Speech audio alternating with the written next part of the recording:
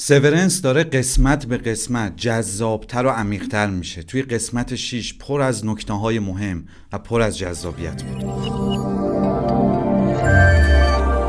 سلام به کانال سینمازیز، خیلی خوش اومدیم. باعث افتخارمه که این ویدیو رو برای تماشا انتخاب کردیم. بریم سراغ موشکافی قسمت 6 سریال سیورنس که داره به جاهای خیلی جالبی میرسه. Mr. Scout.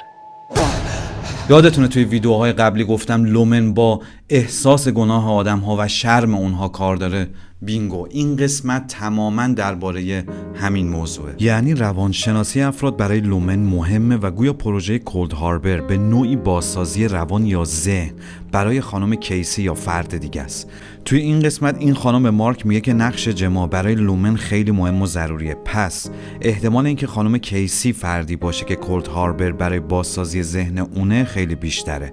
حالا بگذریم بریم سراغ این که توی این قسمت چطور زیرپوستی خط اصلی سریال آشکار میشه. این صحنه هم خیلی جالب بود، هم گیج کننده. جالب بود از این نظر که 3 تا پیرمرد رو به ما نشون میده که مثل چند تا نوجوان دور هم نشستن و سعی میکنن از هم دلبری کنن. گیج کننده است چون تصویر برت برای ما اینجا تبدیل به یه فرد مشکوک میشه.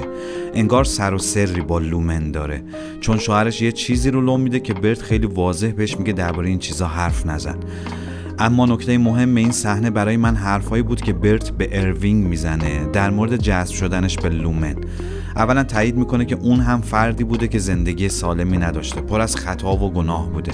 شوهرش هم میگه آره حسابی گناهکار بوده. پس برت هم مشخصا کسی بوده پر از احساس شرم.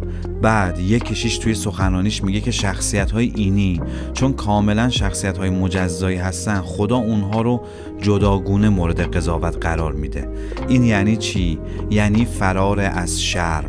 شده برای نصف روز من اینقدر احساس شرم نداشته باشم. خب یادتونه تو این ویدیو گفتم که لومن مثل سیستم کلیسایی سنتی کار میکنه و مدام به کارمنداش احساس ناکافی بودن میده تا بتونه شخصیت کیر ایگان رو به عنوان یه فرد مقدس جا بزنه. اینجا مشخصا با آوردن پای کشیش و کلیسا به ماجرا داره روی این قضیه تاکید میشه. اما این سریال داره یه مفهوم به مراتب عمیق‌تر از شرم و گناه برمیسازه که بخش بعدی این ویدیو میخوام بهش بپردازم. قبل اینکه وارد بخش بعدی بشیم باید بگم تو این کانال من فیلم و سریال ها رو از منظری بررسی میکنم که بهمون کمک کنن جهانی رو که توش زندگی میکنیم بهتر درک کنیم.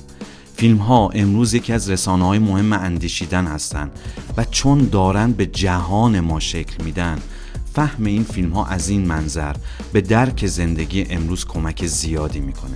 پس میتونین کانال رو سابسکرایب کنین که به ویدیوهای بعدی و قبلی دسترسی داشته باشین. بریم برای ادامه. برای اینکه بفهمیم این سریال با چه مفهومی از شرم کار داره، باید از ابتدای این قسمت جزئیاتش رو بررسی کنیم. توی این قسمت خیلی روی آینه تاکید میشه. از همون نمای نخستین آینه میبینیم و بعد هم بازتاب تصویر چهره کاراکترها روی سطوح مختلف. من با این تصویرهای آینه‌ای کار دارم. با این یکی شروع میکنم. لومن از کارمندهاش بچهای کوچیکی میسازه که با یه وافل پارتی سرمدادی بادکنک و جشن میوه خوشحال میشن. چرا این کارو میکنه؟ چون بچه‌ها توقع دارن دیگران براشون برنامه بریزن و کارهایی که در طول روز انجام میدن رو بقیه مشخص کنن، چون کنترل بچه‌ها آسان‌تر از افراد بالغه. حالا اینجا میلچک به هوانگ مستقیما این رو میگه، اینکه دست از بازیگوشی‌های بچگانه برداره و به کارهاش برسه. بعد خودش میره سراغ ارزیابی عملکردش و سعی میکنه اولین ایراد که بهش گرفتن رو درست کنه. سنجاق کاغذها رو طبق استاندارد مسخره لومن تنظیم کنه. بعد میره سراغ ایراد بعدی و اون به کار بردن کلمات گنده است. جلو آینه میره و همون جمله که به هوانگ گفته رو سعی میکنه با عبارات ساده تری بگه. اینجا مثل اون اتاق تنبیهه که توی فصل اول شاهدش بودیم و توی این فصل تا اینجا هیچ خبری ازش نبوده. اون اتاق مثل یه اتاق اعتراف بود که فرد به خطای خودش با عبارات از پیش تعیین شده اشاره میکرد و انقدر اونو تکرار میکرد که اون جمله بره توی ذهنش و دستگاه تشخیص بده حس گناه منتقل شده. حالا میلچک هم جلو آینه مدام اون یک کلمه رو تکرار میکنه تا احساس کنه توی ذهنش رفته. اون یک کلمه بزرگشوه. یک کارکرد دوگانه داره. اول اینکه میلچک جملهش رو به یک کلمه خلاصه کرده و همون رو تکرار میکنه. دوم حالت گفتنش طوریه که انگار فهمیده سیاست لومن در مورد خودش هم داره تکرار میشه و اون رو داره مثل یه بچه کنترل میکنه. برای همین به خودش میگه بزرگ شو. به نظر من میلچک توی قسمت‌های آینده با لومن زاویه پیدا میکنه و علیه اونها میشه. نشونه‌های این نارضایتی رو توی قسمت‌های قبلی دیدیم، مخصوصا در مورد این نقاشی‌ها. توی قسمت قبل دیدیم که میلچک مارک رو تهدید میکنه که اگر هلی بفهمه اون با هلنا ایگان خوابیده خیلی بد میشه. اینجا توی یه جای کوچیک مثل اتاقک اعتراف کلیسا مارک این کارش رو اعتراف میکنه. من از این قاب بندی این سکانس گفتگو خیلی خوشم اومد. بازتاب هلی توی دیواره کناریش هست، اما فقط تکه‌ای از بازتاب مارک توی قاب اومده. بازتاب صورتش نیست، چون الان صحبت از نسخه اوتی مارک نیست، بلکه صحبت از 2 نسخه از هلی هست که مارک با اوتی اون خوابیده و داره این قضیه رو به اینی اون اعتراف میکنه.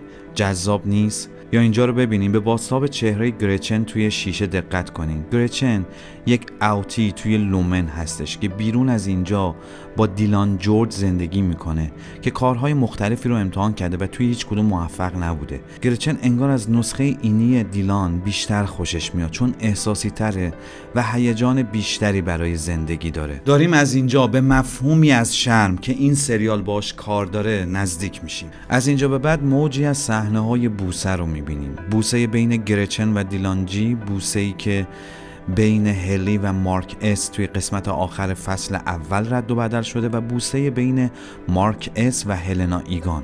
اما از بین این همه بوسه فقط دومی، یعنی اون که بین مارک اس و هلی آر بوده، یه بوسه خالی از خیانته. این اون تصویر دقیقی که سریال از مسئله گناه و شرم به ما میده. چه اشکالی توی بوسه بین دیلن و گرچن هست؟ خب زن و شوهرن دیگه. نه، ما که توی جهان مدرن زندگی میکنیم به راحتی نمیتونیم این رو بپذیریم. گرچن اینجا به دیلان جورج میگه من امروز اصلا نرفتم لومن، قرار کنسل شد. چرا دروغ میگه؟ چون با ذهنیت خودش اون بوسه کار درستی نیست، احساس گناه داره.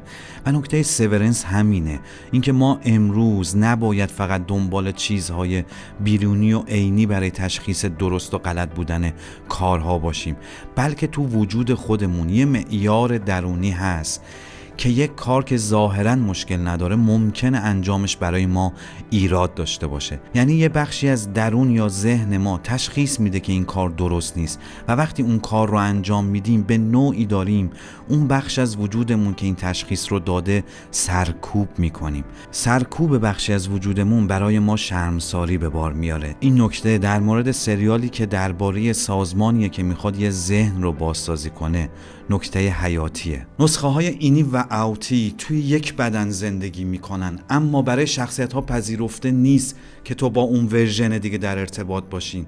این یعنی شیفت از واقعیت به سمت ذهنیت. حالا برای مارک اس ماجرا به مراتب پیچیده تره. اشبازیش با هلنا ایگان خطایی براش به حساب نمیاد، چون فکر نمیکرده اون هلنا ایگانه. برای همینه که هلی آر اون رو راحت میبخشه و میگه تو فکر میکردی اون من بودم، پس من رو میخواستی، حالا من اینجام.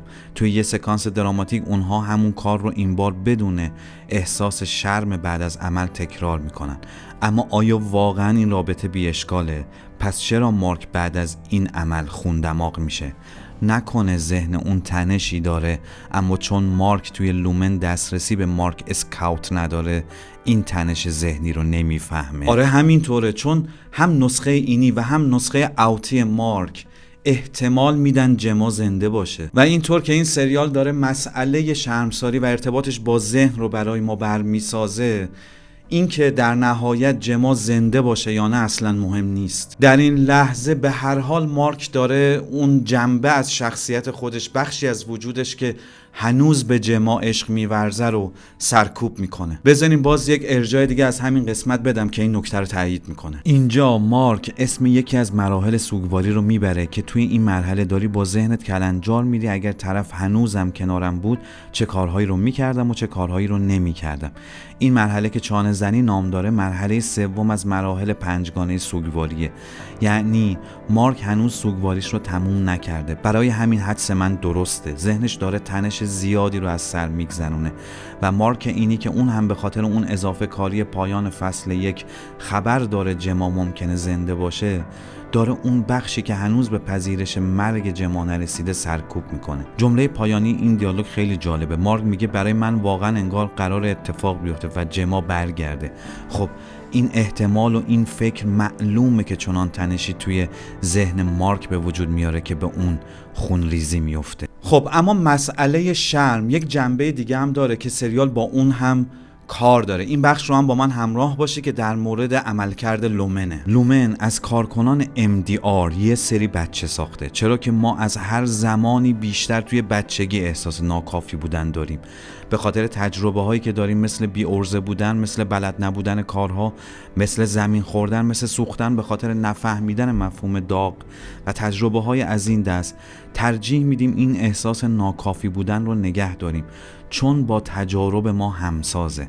از طرف دیگه ترجیح میدیم پدر و مادرمون رو یا کسانی که مسئول نگهداری ما هستن رو ایدئال کنیم و از اونها موجودات بی خطایی بسازیم که توانایی این رو دارن که این ناکافی بودن ما رو جبران کنن. پدر و مادر توی ذهن ما بخشی رو ایجاد میکنن که فروید اسمش رو سوپر ایگو میذاره. از دیدگاه فروید احساس شرم و گناه مثل عملکرد سوپر ایگو ابزاری برای کنترل رفتار فرد. توی سورنس شرکت لومن با ایجاد فضای کاری که عواطف و خاطرات عمیق کارمندها رو سرکوب میکنه عملاً مثل یک نیروی سرکوبگر عمل میکنه. افرادی که از خودشون شرم دارن به دلیل فشارهای روانی بیشتر حاضرن حتی برای نصف روز هم که شده لحظاتی رو تجربه کنن که از خودشون بدشون نمیاد. این فرآیند به نوعی باعث میشه که اونا از خود واقعیشون فاصله بگیرن و تنها یه نسخه کنترل شده و کم احساس از خودشون به سیستم تحویل بدن، یعنی یک نسخه ماشینی یا رباتی. اما از قسمت 4 کم کم کارکنان بخش MDR دارن احساس انسان بودن پیدا میکنن. چرا؟ چون سیاست لومن به واسطه میلچک تغییر کرده، چون اینا دارن احساس پیدا میکنن، یعنی فقط یه ماشینی که احساس شرم نداره. پس ما گریزی نداریم از این احساس، همیشه باید این احساس شرم رو تجربه بکنیم. چرا؟ گریز داریم زمانی که مثل بچه ها نباشیم، یعنی از این فانتزی دست برداریم که یک دیگری، یک کس دیگه‌ای هست که انقدر بی نقص و بی عیبه که شرم رو تجربه نمی‌کنه. نه، تصویر این دیگری بی عیب و نقص ما رو وامی داره که عیب‌ها و نقص‌های خودمون رو نپذیریم و به واسطه احساس شرم اونها رو سرکوب بکنیم، در حالی که با پذیرفتن نقص به معنای کلی در این زندگی هستش که ما میتونیم با نقص هامون کنار بیایم، اونها رو بپذیریم بدون اینکه احساس شرمساری داشته باشیم. اما یه احتمال دیگه در مورد سورنس وجود داره. به نظر من این تغییر سیاست توسط میلچک در راستای یک برنامه‌ریزی و یک نقشه است. اون خبر داره هلنا ایگان با مارک خوابیده، خبر داره دیلن داره توی لومن به خود آوتیش خیانت میکنه. اون داره این کارها رو میکنه تا دوباره شرم بیشتری به کارکنان MDR و حتی رئیسش هلنا ایگان بده و بتونه اونها رو کنترل بکنه. باید منتظر بود و دید این احتمال درست از آب در میاد یا نه. شما هم نظرتون رو توی قسمت کامنت بگین که اون پایین معمولا حدس و گمان‌های جالبی مطرح میشه. مثلا یکی از مخاطب‌ها در مورد ویدیوهای قبلی گفته بود که این جالبه که با اینکه فضای بیرون همیشه سرد و برفیه، توی لومن از میوه های گرمسیری استفاده میشه. خیلی برای من جالب بود، خودم متوجهش نشده بودم و خیلی جالب داره تعارض بین دنیای بیرون و درون لومن رو برای ما برجسته میکنه. خلاصه من ازتون یاد میگیرم و نظرات شما برای من خیلی ارزشمنده. دمتون گرم که کانال سینما زیست رو دنبال میکنین. تا ویدیوهای بعد، خداحافظ.